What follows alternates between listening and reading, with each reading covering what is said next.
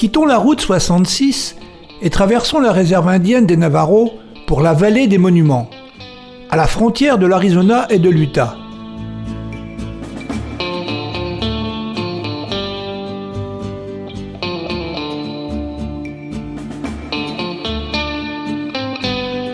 Dans une immense étendue désertique, par des chemins caillouteux, en rejoignant un bivouac, la visite commence par un barbecue offert par les Indiens. Le site de Monument Valley leur appartient.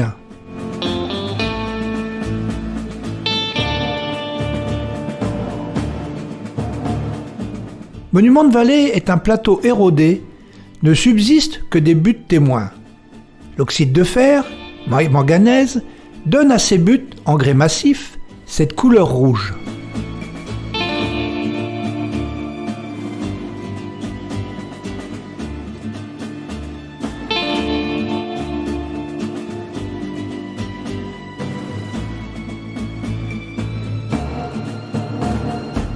Aussi loin que porte notre regard, nos souvenirs nous ramènent au détour de ces buttes, au moment des films de John Ford.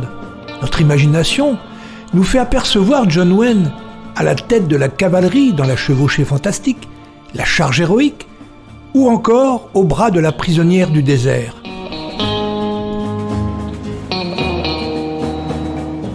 Maintenant, les pionniers de l'Ouest ont fait place aux touristes.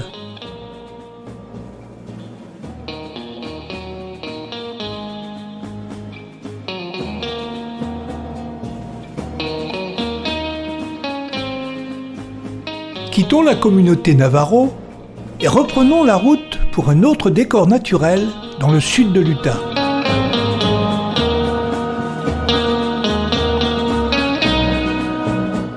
Sur une superficie de 145 km², le parc national de Bryce Canyon est un plateau qui a subi une érosion sur ses différentes couches géologiques.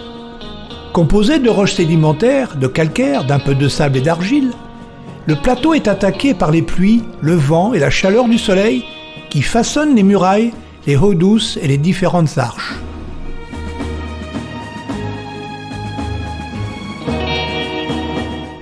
Le climat continental et montagnard engendre des différences de température pouvant aller de plus 36 degrés à moins 34 degrés 5.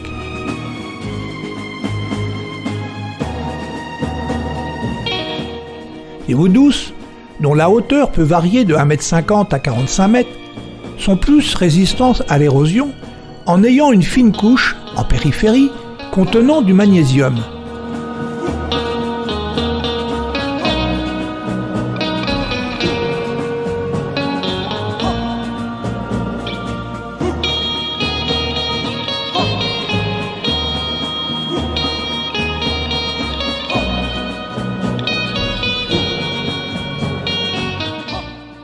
Même dans les endroits les plus arides, la nature est la plus forte.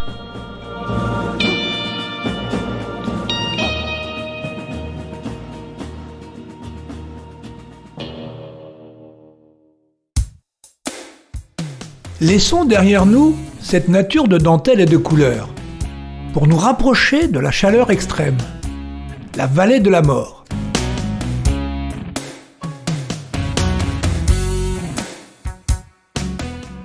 La vallée de la mort porte bien son nom. Située dans le désert de Mojave, 85,50 m sous le niveau de la mer, est l'endroit où la température la plus haute jamais enregistrée a été de 57 degrés le 10 juillet 1913. Au moment de notre visite, le mercure marquait 50 degrés. Sur le sable, il faut éviter de rester sur place, sinon les semelles risquent de fondre.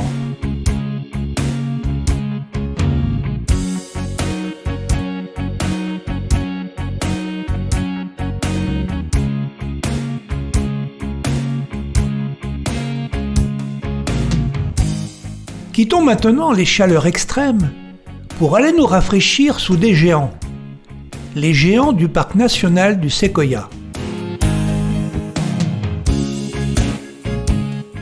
Le Séquoia National Park a été créé et protégé depuis 1890. Il s'étend sur 1685 km². Il se dit que l'on y trouve le deuxième plus grand arbre de la Terre après le séquoia Général Sherman. Ici, le Général Grant culmine à 82 mètres et a un diamètre de 12 mètres. La longévité d'un séquoia peut atteindre plus de 3000 ans.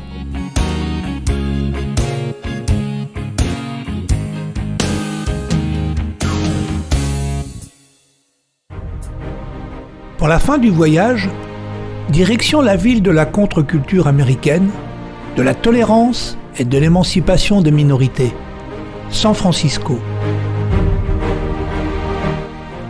Sur le trajet, une pause sur l'un des nombreux parkings des grands convois routiers.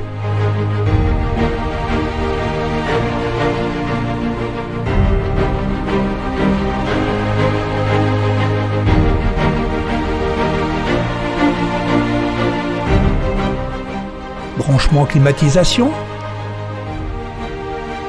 passagers de toutes sortes. Pour la discussion, pas de conflit.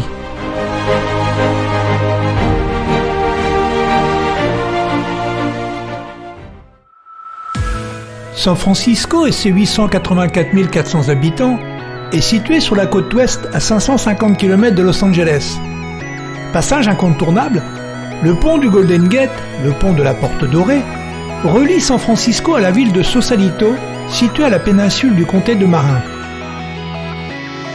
Les deux câbles principaux ont une longueur de 2332 mètres. Chaque câble contient 27 500 petits câbles d'un peu moins de 2 mm de diamètre. Si on les mettait bout à bout, on pourrait faire 3 fois le tour de la Terre, 129 000 km. Une petite visite à Fisher Wharf, où les lions de mer se prélassent.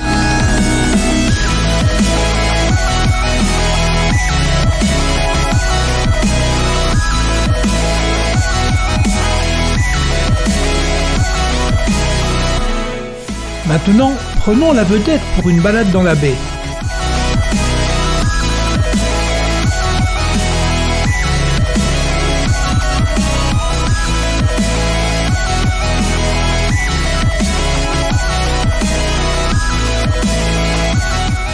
Cette balade nous emmène au bord de la célèbre île d'Alcatraz. Forteresse militaire 1850-1909, prison militaire 1909-1933, puis prison fédérale de haute sécurité de 1934 à 1963. Maintenant, site historique pour des millions de touristes. Elle a accueilli les prisonniers, donc Machine Gun Kelly, Birdman et le plus célèbre Al Capone.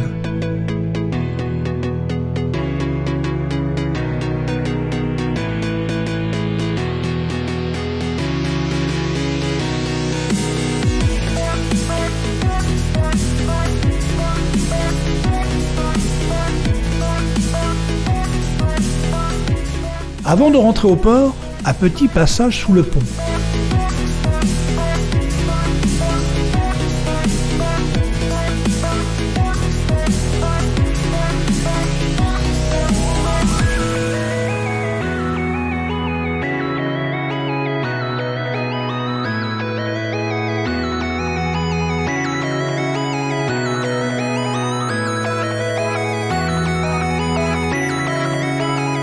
Passage dans le quartier chinois.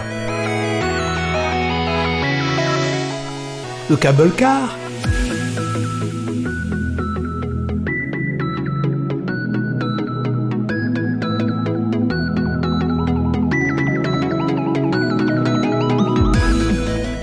La rue du film Bullitt.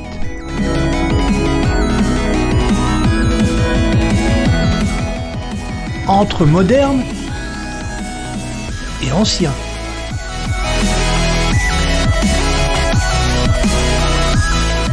Les maisons de style victorien,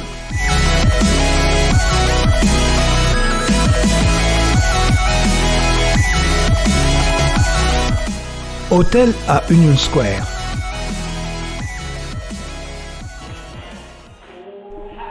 Croyants ou curieux, entrez dans une église pour un moment particulier, la messe gospel.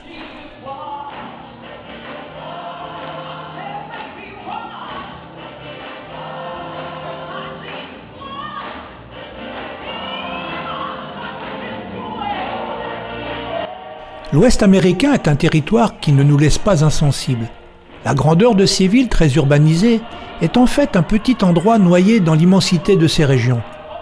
Les déserts très arides, les endroits magnifiques que la nature a forgés au fil du temps, les forêts et les lacs sont autant d'atouts à ce que l'extension du monde moderne reste une minorité. La route de l'Ouest a été ouverte par les pionniers. Laissons-la seulement entrebâillée.